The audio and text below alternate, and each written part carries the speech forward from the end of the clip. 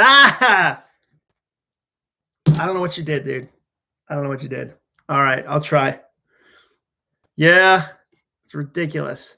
Ridiculous. All right, I'll go try it. I'll go see if it'll work. If it doesn't work, I'm out. I'm out. All right, see ya. This is so funny. This is the third time I've tried this chat, and I just need to start off by saying, one, I'm sorry. Ugh. And two, so like going to a mechanic, when your car makes a sound and you're like, oh, it's making a sound, it's making a sound. As soon as you get to the auto body, they're like, there's no sound. And then as soon as you drive away, there's a sound. So I just called my YouTube guy and I was like, hey, help. I'm having trouble. Oh, audio works. Yeah. I guess I don't need to say, I don't need my headphones because I'm not listening. I call my guy and I'm like, dude, what is going on? He's like, try it again. And I tried again and it works. And YouTube, dude, there are people that love learning new stuff. I'm not one of those people. All right. So it's working. Joanna, good to see you guys. I'm going to go invite a bunch of people. So let's see if I can get it to work. All right, I'm going to go invite my community. Hey, it's Jon Acuff. Okay, right here. Let's jump right in. I'm about to go live. Click the link and let me know if I can help you with anything. Boom. I just sent it. Okay, and so now I'm going to send another message to everyone. All right, and I'm going to say, here's the link. Okay, there we go. Now we're live. We've invited a bunch of people. One button for every time. I know, dude. Speaking of, gonna sign some of these right now. I counted the other day. There's 100 in a stack, and I have 54 stacks left. So that is, you do the math. That's 100 times 54. That's a lot of stickers to sign. If you don't know what I'm talking about, I'm more than gladly will tell you. These are book plates. A book plate is a fancy word for sticker. And you get a book plate that I sign for your book. If you pre-order my book, I'll give you the link. Let's see. Soundtracks. Got to spell my title of my book right. Soundtracksbook.com. All right. So I'm signing these. I'm doing a lot of them. I've got a lot to go. You heard me. I got like 5,400, 5,000 to go. So I've got a ton of these to do. If you pre-order the book before April 5th at midnight, you get a book plate. I think the coolest thing is you get the whole audiobook for free. Entire audiobook read by me. Fantastic. Really fun. All right. So any questions today? Anything I can help you with? You know the things I like to talk about: goal setting, writing books, public speaking, side hustle, like entrepreneurship, anything like that I can say, hey, I would love to answer any questions. So I'm going to read through these. Ooh, Aaron Patterson, get going, then get good. Ooh, that's good, dude. That is good. Get going, then get good. That is fantastic. I'm going to keep signing these. I signed a bunch the other day in purple for a limited edition Purple Rain. Oh, you know what? It's Valentine's Day. Well, yesterday was Valentine's Day. I should sign some in red. Wouldn't that be nice? Like you get this and be like, oh, Jon Acuff signed it in red. Ooh, limited edition, red autograph. Nice. Hey, from Portland. Awesome. Soundtracks is going to be a game changer. Thank you, Eric. I appreciate that. Hello from Sioux City. How many times have you said audiobook for free so far in 2021? Not enough, Fritz. Not enough. I want 10,000 of these to leave my house and go to your house. Not all of them, but like Fritz, maybe this one's for you. Maybe you get a red one. I don't know. That'd be awesome. A red one for Fritz. Fantastic. Limited edition. You seem like a limited edition kind of guy. I like that beard. Hey, from Hudson, Massachusetts. That's where I grew up. What kind of pen marker do you use in your journals? So I use this. It's the Uniball Micro. You can see I even have a box right here. What? That was like a Vanna White moment. I was like, or Price is Right, I should say. It's a Uniball Micro. This one was red. I use red for editing. I like the micro tip. Like it's 0.5 millimeters. I use blue. It's my favorite. And they're cheap. I'm not a fancy pen guy. Like I know like there's people that have pens that are carved of like ivory and like it's from an elephant that killed your grandfather and it's an amazing pen, but I'm just not, I'm going to lose it, dude. I don't need, and I'm already a knife guy. So being a pen guy feels a little extreme to me. So let's see, keep signing these, talking. Okay. Yeah. Ooh, okay. Snowy Mississippi, right? What kind of pen? Yep. Can you share about the business stuff you needed to do when starting your own business? The business stuff I needed to do? You mean like LLC and all that? Well, like the big thing is I had to go meet with a lawyer to do all my paperwork, all my LLC paperwork. Cause like I'm sure I could have tried to figure it out online. I didn't have the brain for that. I was so like panicked about doing it the wrong way that I hired a lawyer, work, bookkeeper, accountant. Like I tried to get all the kind of business people all on the same page to make sure that I launched it the right way. But I didn't do that until a couple years into my business. I was kind of dragged my feet on that, to tell you the truth.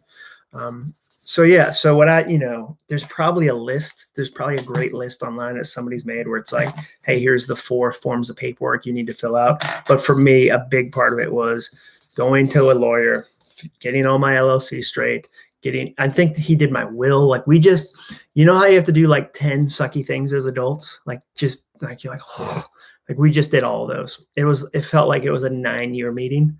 It was probably only 2 hours, but I just signed a bunch of documents, did a bunch of adult stuff that was not fun. All right. Katie, the book plates look awesome. Yeah. Isn't that cool? So like they're a big sticker. They peel. And it's got the little tiny book, little tiny thinker man from Rodin, who's a sculptor, obviously. And I'm signing these. Awesome. How much time you spend just writing every day and what time of day? Keisha Jones. Keisha, I would love to tell you that I spend 4 hours a day writing and I write at the same time every day. But that's just not true. It really depends. It depends on the season. Like if I'm writing a book, then like I'm writing a ton. If I'm in between books, it's a little less. So I have a new book I'm starting to write right now. And I have the framework kind of like I thought about the framework the other day and I was like, oh, I think that might be a good framework. And so I wrote today on it for about half an hour. But then I also wrote a bunch of other stuff. We've got a huge, crazy challenge coming up pretty soon. That's going to be awesome. And so I've been writing content for that too. But I would say during a book season, it's like 3 hours a day. When it's not a book season, it's like 30 minutes to an hour a day. Like I think some authors, I think they do that constantly. They write like 4 hours a day. I just can't do it. Like my brain would be like, what are you doing? And plus, because I run a small business, I have so many other little things that I need to move forward. All right. What is the best way? What is the best way to grow your YouTube audience? My friend and I launch our channel March 2nd using the principles from Finish, of course. Well, that's so encouraging, Christy. Thank you for telling me that. What a nice thing to say. The best way, and I would say I haven't grown mine spectacularly. Like it's definitely grown, but I am by no means a YouTube expert. But here's what I'd say. Consistently creating content. And I hate that answer because I wish it was faster. I wish you didn't have to do consistent content. But that, from my experience, every form of social media is about consistently creating content and being patient with the growth. Here's what I'll tell you right now. Your YouTube channel, I know exactly how long it's going to take your YouTube channel to grow. I actually know that. If you guys, this is for every YouTube channel in the world. Ready? Longer than you want. It's going to take longer than you want. Like that's part of growing anything. You got a podcast, it's going to take longer than you want to grow that. You've got, a book reading audience, Goodreads is going to take longer. Pinterest is going to take longer. We want things to be fast and they rarely are. And so growing YouTube is going to be kind of slow. You have to push through that. You have to commit to it, in my opinion, for at least a year to have an understanding of what's working, what's not working. All right. Jonathan Burton Photo. What if your name was Burton Photo? Like your last name was Photo. Imagine like if your family name was Photo and you're like, you have to be a photographer, right? I mean, you can't, like that dude can't go be an accountant if your last name is Photo. That'd be difficult. Okay. What do you do when you hate your goal, but you know it is something you must do? Ooh, I would say, dude, that's an interesting question. I think there's some degree of hating your goal in every goal you do. There's some part of it you're not going to like. There's some part of it's going to make you uncomfortable. It's going to make you stretch. Like going to the gym all the time. Like there's going to be days you love it and you walk out and you're refreshed and you're renewed. And there's going to be other days where you're like, this sucks. So what do you do when, I guess for me, I would try to get other people involved. I would try to, whether it's my spouse or a friend or somebody else, that I could say, dude, I hate it today. Like, I'm going to do it. I'm going to keep doing it, but I hate it today. And it's really frustrating. And I need to say that out loud to somebody else who will carry that weight with me. I'm a big believer in like sharing the burden of a goal, especially when it's a goal that's challenging. If you're just tuning on, what am I signing? These are book plates. You get one if you pre-order my book at soundtracksbook.com before April 5th. I sign it.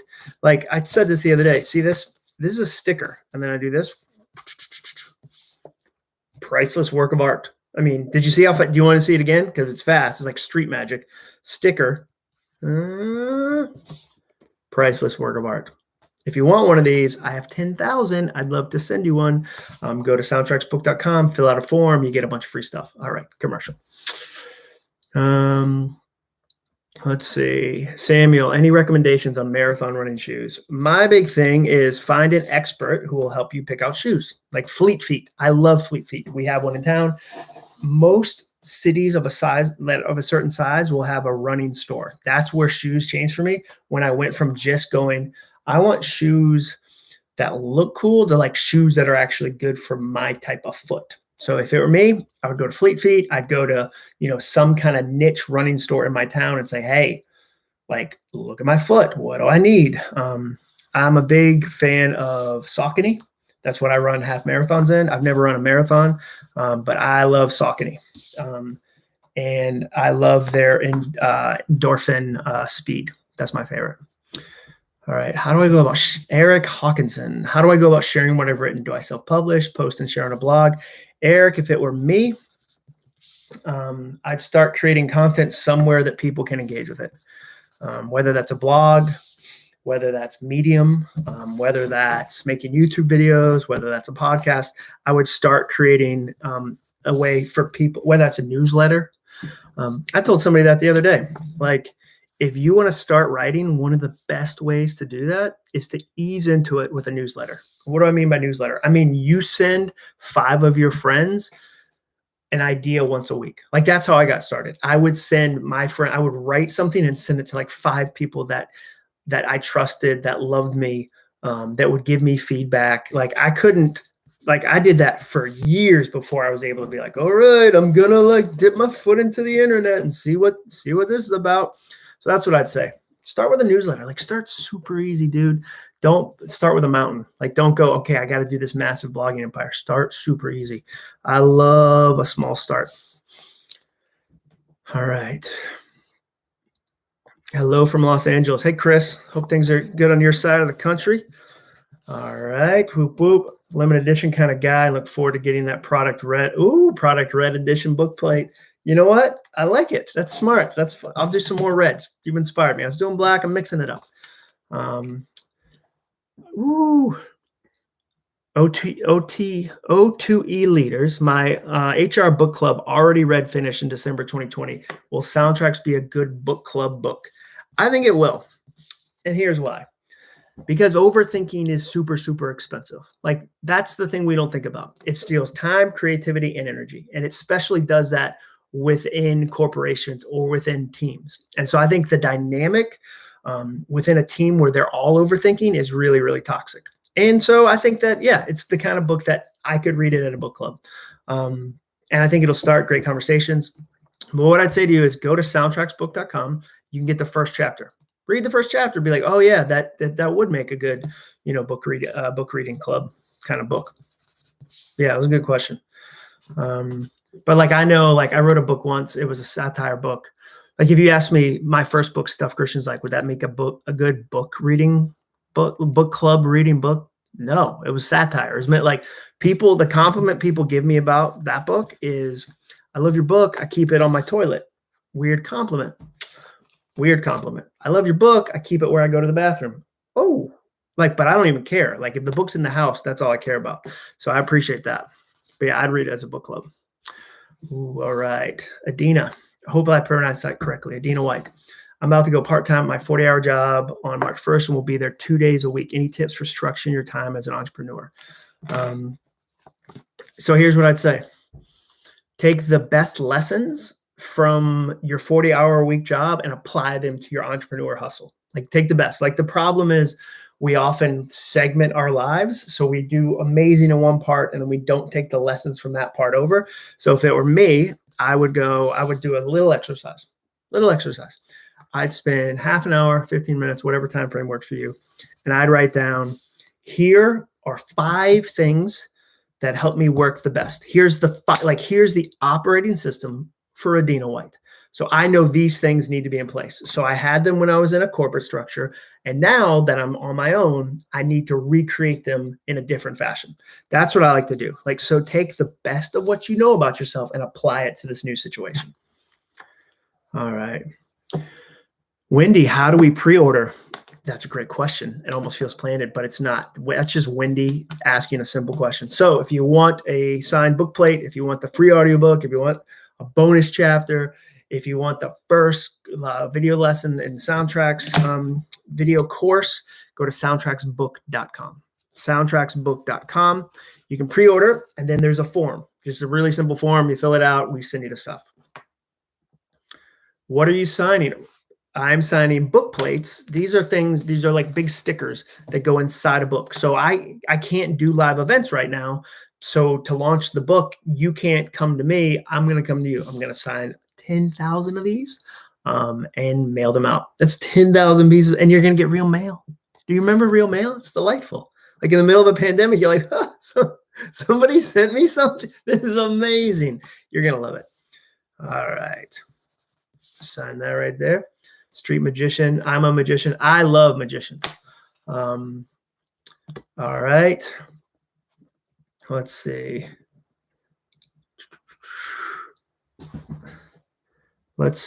Ooh, these are good questions. Buying tires is one of the suckiest of the whole things. Amen. Jordan, what do you wish you could go back and tell 25-year-old John? What are 3 books you recommend for young leaders? I would tell John to find wise people and ask them wise questions. Like mentor sometimes feels like a lot of pressure because you think you got to find like a sensei, like Mr. Miyagi somewhere. Like I would say find a handful of wise people and ask them wise questions. And then the crazy thing is like do what they suggest. I like to say it this way. We have access to time machines. We do. We have access to the future. It's called talking to people who have already been there and listening to what they say. So somebody who's 45 when you're 25 has 20 years of going, okay, I thought these things mattered. These things really don't. Here's how to skip a year. Here's how to cut the corner here. Here's what matters. So I would say that to 25-year-old me. Books that young leaders should read. I really like the ones I always recommend are The War of Art by Stephen Pressfield. I love The Dip by Seth Godin. And I love Technique for Producing Creative Ideas by James. I think it was James Webb or James Hume. But if you do Technique for Producing Creative Ideas, you'll find it. It's from like the 30s. It's pretty cool. Nobody's read it. All right. Oh, so the last live chat, you shared an Enneagram devotional, but you went so fast and the camera showed it backwards. I couldn't tell what the name was. Looking forward to getting the soundtracks pack. Awesome. Yeah, I tend to go pretty fast because I get excited. So I have the book right here. I will do it again. Slow. Okay. It's called Hearing God Speak. It's 52 weeks, and it's by Jackie Brewster and Eve Annunziato. I think I butchered her name. I always just call her Eve. I know both of these people. They're awesome. So that's the book. It's called Hearing God Speak. I mean, and it's a 52-week devotional based on, and each day has like, here's how it applies to 7s, 8s, 9s. Like just the work that went into this, so impressive. So impressive, my friends. Double duty. Any advice for someone trying to move up the career ladder, but every opportunity I do is now is not the time. Deal due to fear of, well, everything about a job shift. Okay, are you afraid you move up the career ladder, but every opportunity I do, now is not the time. Deal do. Okay, you feel fear like now is not the time. Here's the thing. It's never the perfect time. Like it's just not. So there's a couple things I like to do. I like to kind of get wise counsel, share the opportunity with other friends so that they can speak into it. I like to make sure I'm being patient. I like to make sure I got runway, financial runway. So, okay, I'm going to do this jump. Do I have financial runway if it doesn't go well? Okay, I only have a month, or, I have 6 months. Okay, that gives me a little more freedom to make a jump. So I try to have a couple things in place. as I go so that I know, okay, I tend to be more risk averse than a lot of people. Like I like to kind of, and it's funny, I think entrepreneurs sometimes get this label like they're risk takers. Sometimes they are, but for me, I'm like, ooh, I want to have these things lined up before I do it. So yeah, I would get a couple things in place. If you've got a friend who you trust, if you've got a slow friend, the friend who's always like, whoa, slow down. Like the friend who isn't like, because we all have the friend that when we tell them we're going to do something crazy, they're like, yeah, you should do the crazy thing. If you've got a friend that's slow, like, hey, chill. If that friend is telling you to be brave and go for it, you probably should be brave and go for it. Let's see. Jack, have I heard of Malong? That feels like it's a knock joke maybe or something. I don't know what that is. No, I haven't. Embrace your invisibility. Oh yeah, that's true. That's true. So embrace your invisibility is make all the mistakes you can when you're invisible. Like there's going to be times when as you grow something, you have more visibility. It's harder for me to make mistakes now than it was 10 years ago. Why? Because there's more people. Like there's more, I have a bigger platform and so there's tension there. And so, yeah, I love the idea of like embracing your invisibility and like being brave, making decisions, knowing you've got some space to mess up. I like that. Stealth Poet, thanks for reading my stuff. What do you do or what tool do you use to stay on top of things? Outlook, to-do list, app, write on your hand, sticky notes on the bathroom mirror. Okay, MK, be well. The big thing for me is, I'll show you two of my things. Bullet journal. I use a bullet journal. If you look up Ryder Carroll, R-Y-D-E-R, there's so many videos about bullet journaling. And then I use this little guy. Boop, boop, doop, boop. This is a tiny little whiteboard that I keep on my desk. And I like it because it's super easy to use. It's a whiteboard. It's got where's the drawer? It has a drawer. Drawer for my pen. Oh, purple. Get back in there. What? And I get to write down my projects on it. And I get to cross them off all day. And there's not so much space that I can write 100 things and feel overwhelmed. So those are two of the tools I use. And I use the finish calendar, which is right over there. I'm pointing. Let's see if you can see it. See that? That's my finish calendar right there. I love that thing. All right. So Mary, I love bullet journaling. I do kind of like a hybrid version of it. Bullet journaling is like anything. You can go to extremes and like measure the cycles of the moon with an illustrated felt tip pen from Japan, or you can go, I'm going to keep track of stuff in my notebook and here's what I'm going to do. And here's why I'm doing it. So it really depends on what your comfort level is, how much you want to do. That's kind of how I think about it. All right. What question do you ask yourself to think outside of the box? When I need to think outside of the box, you know what? I don't really ask a question. It's more I do something. I go for a run. Like endorphins are really helpful to me to think outside of the box. Taking a shower, like I have great ideas in the shower. So like it's more what activity do I do, not question do I ask. Those are the things that help me kind of get outside of feeling stuck with an idea. Okay. Book publishing. I'm writing a book on video game addiction. Do you think Amazon self-publishing is best or trying to get a publishing company to pick it up? Here's what I always say, Stealth. This is always my suggestion. Try traditional and then go self. Like, what's the worst that can happen? You try traditional, you try to get an agent, you try to get a publishing deal. Awesome. If it doesn't happen, you can totally do self-publishing tomorrow. You could flip that switch tomorrow. So I just think, if you were going to say either or, I don't like to say either or. I like to say try traditional and then go self. And you might do self and love it. You might do self really successfully and a publisher wants to publish you. Like, it can go a bunch of different ways, but I always tell people, like, try traditional. And if it doesn't work, go self. All right, Jonathan, pre-ordered book in August 2020. Awesome, awesome, awesome. I love hearing that. You can still get the bonuses. If you're tuning in right now, these are book plates. I'm autographing them. I have 10,000 of them.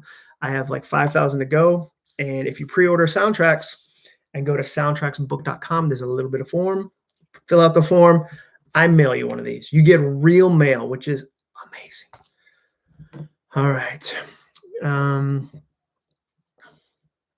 Ooh, Aaron, people say to get your ideas out there, but I'm worried about people stealing them, like copywriting them. Leaves them vulnerable. Am I overthinking? Here's what I'd say, dude.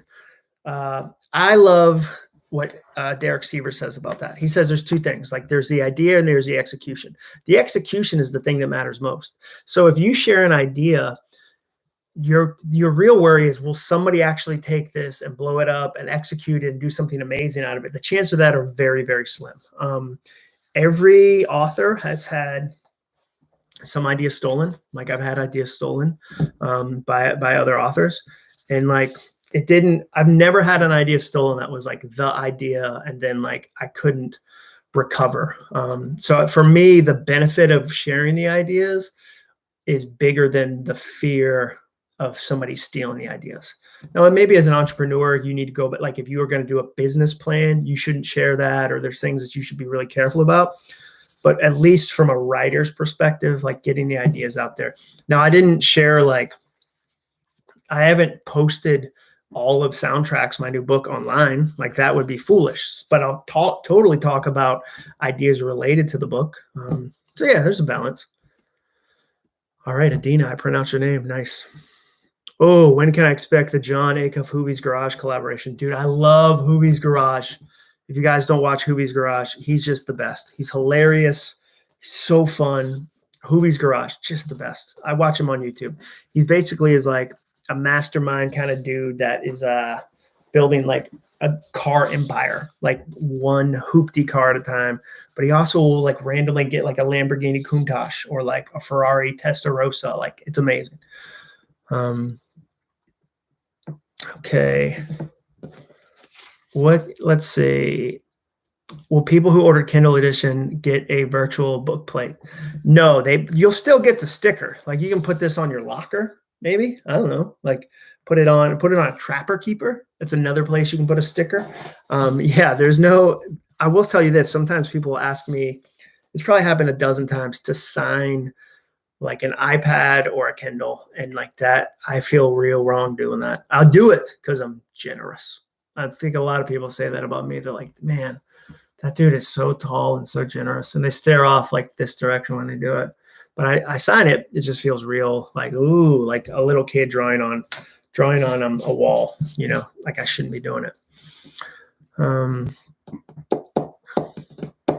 Awesome. Just got your finished calendar in the mail. Very cool. Aaron, have you done any work with sports teams? Do you want to? I'd like to plug you in if interested. Yeah. So I spoke to Hendrick Motorsports 2 weeks ago. They won the NASCAR championship last year. Amazing. Spoke to Vanderbilt. There's been spoke to the SEC. That was awesome. The college conference, not the financial folks. So spoke to Lehigh. That was really fun. So yeah, I've done a bunch with sports teams. So I'm always looking to do more of stuff, more like that. If you go to acuff.me, there's a form you can fill out. I'll just put acuff.me, where you can fill out like, hey, we want Jon to come speak at this place. That's probably the easiest thing. All right. Yvonne Palmer, good to see you again. In the new book, do you say anything about the soundtracks that we know are there, but that have become so normal we don't address them? Yeah, totally. I mean, like a lot of it is going, okay, here's something that I'm so used to, I don't notice it. Like, and it's so persuasive because I've listened to it for so long, it almost feels like second nature. Yeah, I totally talk about that. Gosh. All right. Let's see. Goldenberry THM Coast. True story. My 9-year-old Nico asked, what podcast are you listening to? He glanced at your photo and said, oh, him. I like him. He's funny. There you go. Way to go, Oklahoma. Way to go, Nico. Saying I'm funny. It's hard to get kids to laugh, you know, like if you got a 9-year-old that's already on your team, good stuff. And thanks for listening to the podcast. Today's episode, I don't know if you heard it yet. I'll share the link. Today's episode was probably the most motivational thing I've ever recorded. Like it was my version of like Eye of the Tiger. So if you listen to it, I hope you like it. Okay. Do you ever look at your signature and think I should have been a doctor? No, because I would have failed medical school. I just like sometimes I watch ER and it gives me stress. So I know without a doubt I would have failed right out of medical school. Like it would have like day one, they would have been like, nah, we're going to talk about organic chemistry. And I would have been like, I'm out. I don't know what that is, but it sounds difficult. I need to go right. So no, my signature's pretty good too. Like it's, pretty clean, got a lot of ups and downs. Like the F's are pretty good. Every now and then you'll see some baseball player that signs like their signature and they just go like, so I try to make it actually look like it says Jon Acuff, because otherwise, what's the point? All right. Again, you get one of these, almost double signed. That would have been a nightmare. Nightmare's a little strong. It is icy here in Nashville. I have a live event tomorrow. I'm excited. I'm going to go drive down to Nashville. All right. Our family's new show is Alone. Dude, how good is Alone, right? Are you guys not watching Alone? Oh, it's the best show. So many lessons on there. Thank you for the recommendation. I've pre-ordered soundtracks. I'm a self-published author. What have you found to be the top 3 steps to grow your email list? Ooh, that's a good question. If you pre-order, by the way, make sure you go to soundtracksbook.com and get your stuff. This could be yours, Sean, Elizabeth, George. This could be yours. All right. 3 top steps to grow your email list.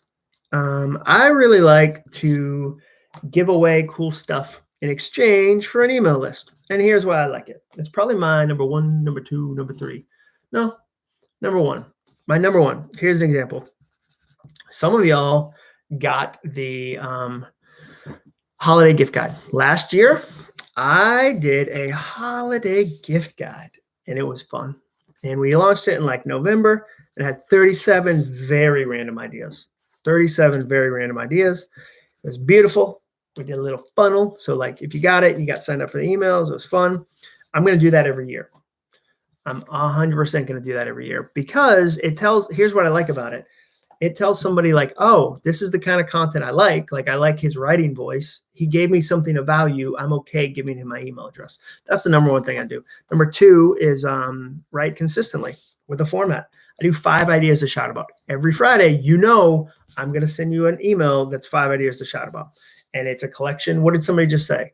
Sean, Elizabeth, you said it yourself. I love the show Alone. You got that. I recommended that on 5 ideas to shout about. So that's my number 2.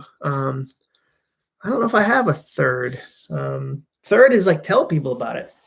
You can't have people sign up for your email list unless you're telling them actively that you have one. A lot of times people just don't know. So I'm trying to do a better job of going, listen to my podcast. Thank you for watching my YouTube channel. Here's my community. Like I just started to do community where you have here. I'll send you guys probably have the number. Some of you are on there. 1615. I'm just looking up. I don't have it memorized. 6873. So that's my text number. And so I have an app called Community where I get text messages from people. And it's super fun. It's something new I'm trying. So I need to tell people about it because like 90% of the people on this call or this video probably don't know that I'm doing Community. And they'll go, oh, there's another way to connect with John. I'm like, awesome. I'll try that. So those are my 3. Ooh, okay. Elizabeth Fisher. If I was starting as an author speaker today, what advice would you give yourself? One, I'd say stay with it. Like a lot of people don't know this. I started my first podcast in 2001, website in 2001. And then I stopped. Like I didn't pick it back up for like 7 more years. And I just it frustrates me. It frustrates me that like what I could have done in those 7 years to grow the conversation I was having with people. Like, can you imagine if I had written faithfully to a blog audience for 7 years? I started in 2001. Like I got there kind of early, but I didn't do it. And so I would say stay consistent. I would say join a writer's group if you can find one that's encouraging, because it can be a weird kind of lonely thing. And then the third thing I would say is put in the reps. Put in the reps. I would really be deliberate about that. So here's an example.